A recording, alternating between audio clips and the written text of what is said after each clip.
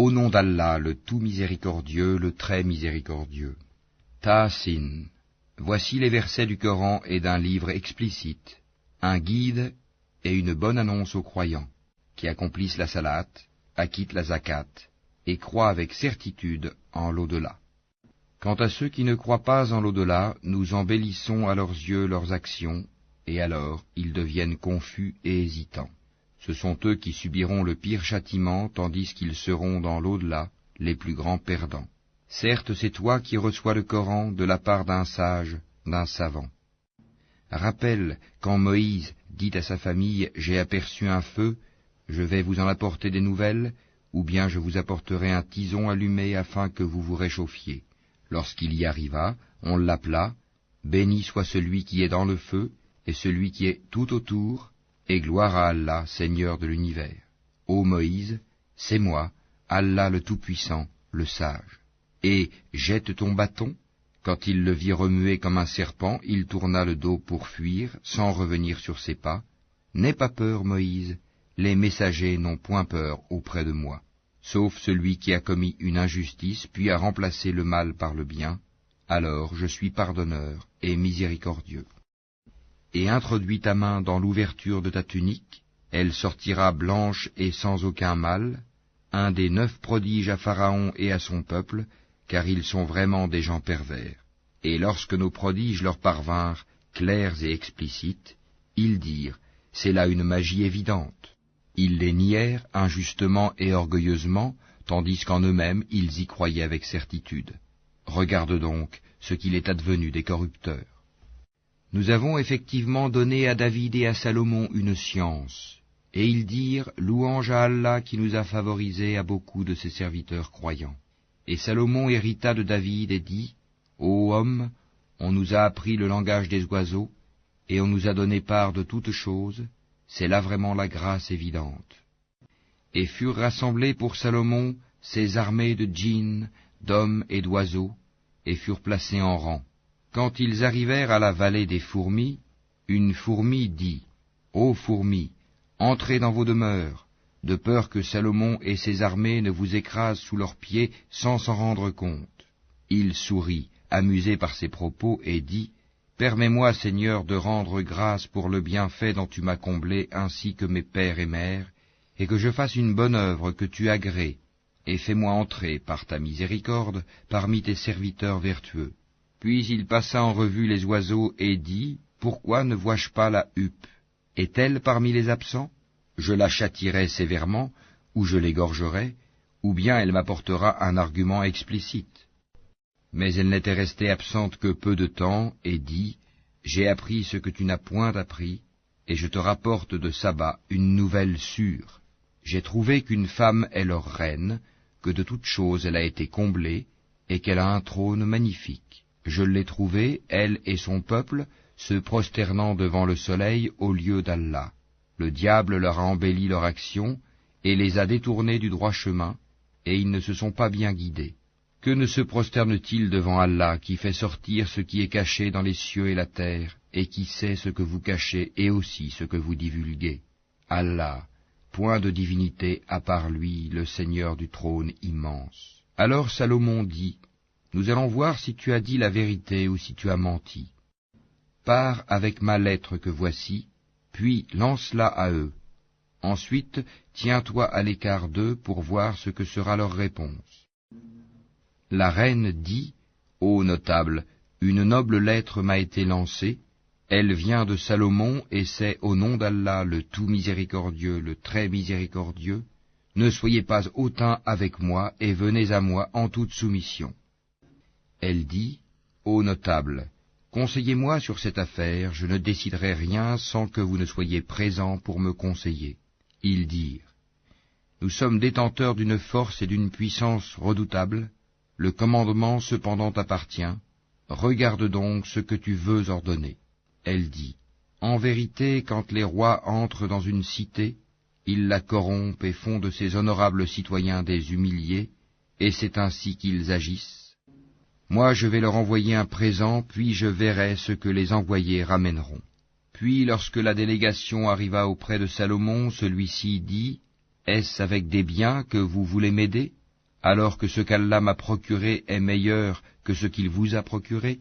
Mais c'est vous plutôt qui vous réjouissez de votre cadeau. Retourne vers eux, nous viendrons avec des armées contre lesquelles ils n'auront aucune résistance, et nous les en expulserons toutes humiliées et méprisées.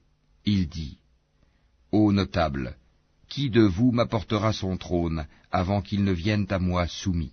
Un djinn redoutable dit, Je te l'apporterai avant que tu ne te lèves de ta place. Pour cela je suis fort et digne de confiance. Quelqu'un qui avait une connaissance du livre dit, Je te l'apporterai avant que tu n'aies cligné de l'œil. Quand ensuite Salomon a vu le trône installé auprès de lui, il dit, Cela est de la grâce de mon Seigneur pour m'éprouver si je suis reconnaissant ou si je suis ingrat. Quiconque est reconnaissant, c'est dans son propre intérêt qu'il le fait, et quiconque est ingrat, alors mon Seigneur se suffit à lui-même, et il est généreux. Et il dit encore, Rendez-lui son trône méconnaissable. Nous verrons alors si elle sera guidée, ou si elle est du nombre de ceux qui ne sont pas guidés. Quand elle fut venue, on lui dit, Est-ce que ton trône est ainsi? Elle dit, C'est comme s'il l'était. Salomon dit, Le savoir nous a été donné avant elle, et nous étions déjà soumis. Or, ce qu'elle adorait en dehors d'Allah l'empêchait d'être croyante, car elle faisait partie d'un peuple mécréant. On lui dit, Entre dans le palais. Puis, quand elle le vit, elle le prit pour de l'eau profonde, et elle se découvrit les jambes. Alors Salomon lui dit, Ceci est un palais pavé de cristal. Elle dit, Seigneur, je me suis fait du tort à moi-même, je me soumets avec Salomon à Allah, Seigneur de l'univers.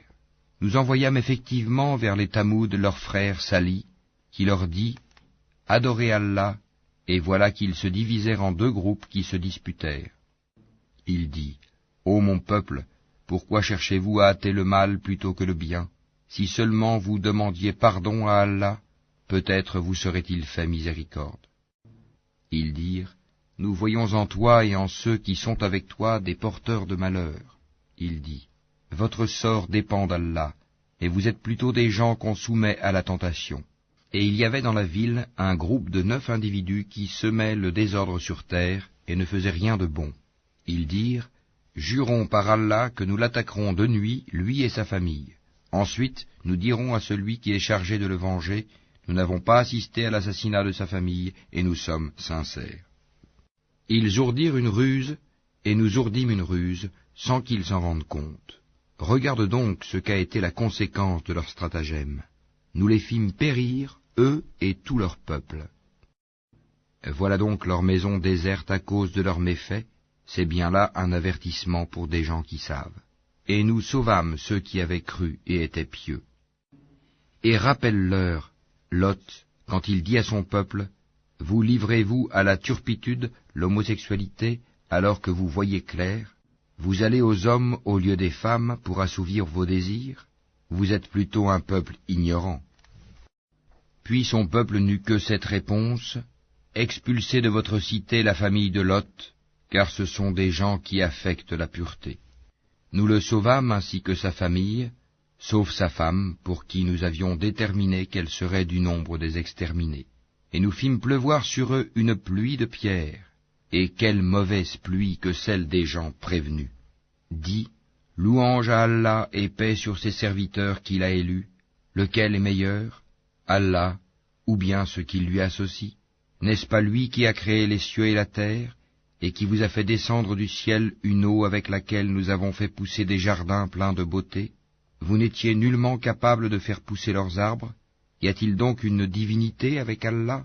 Non, mais ce sont des gens qui lui donnent des égaux.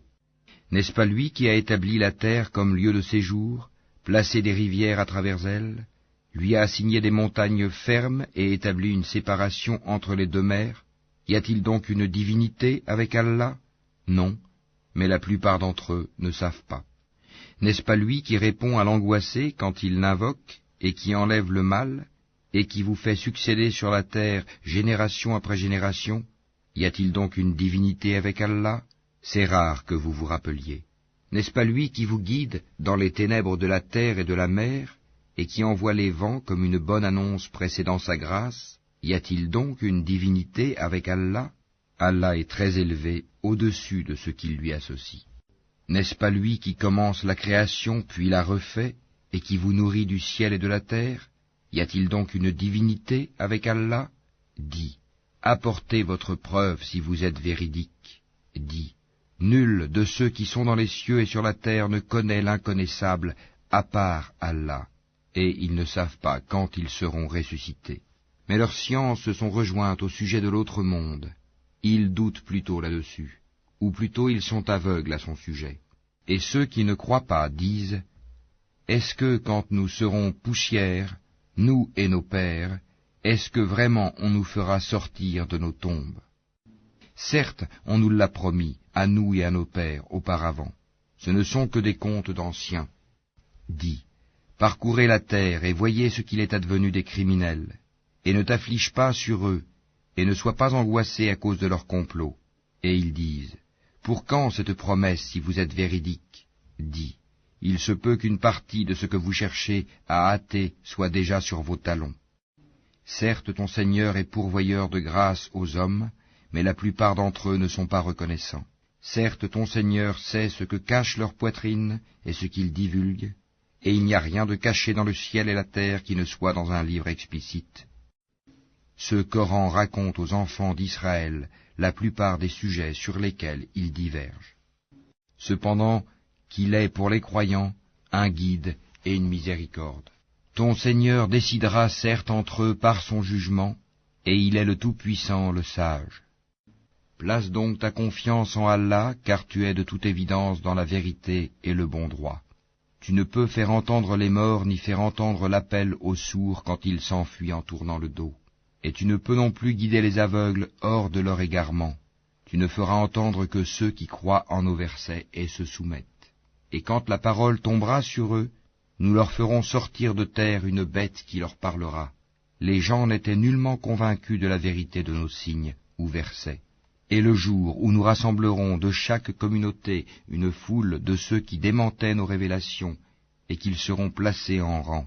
Puis, quand ils seront arrivés, Allah dira, avez-vous traité de mensonges mes signes, sans les avoir embrassés de votre savoir?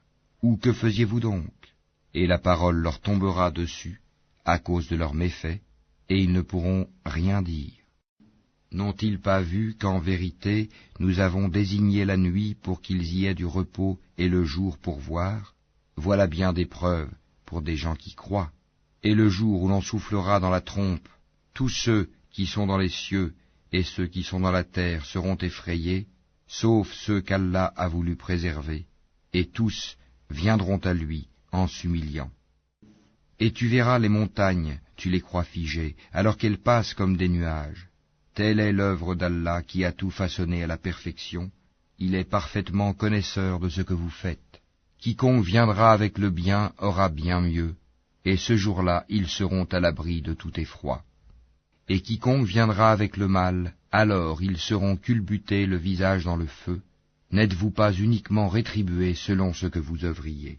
Il m'a été seulement commandé d'adorer le Seigneur de cette ville, la Mecque, qui l'a sanctifiée, et à lui toute chose, et il m'a été commandé d'être du nombre des musulmans, et de réciter le Coran. Quiconque se guide, c'est pour lui-même en effet qu'il se guide, et quiconque s'égare, alors dit, je ne suis que l'un des avertisseurs. Dis, louange à Allah, il vous fera voir ses preuves, et vous les reconnaîtrez. Ton Seigneur n'est pas inattentif à ce que vous faites.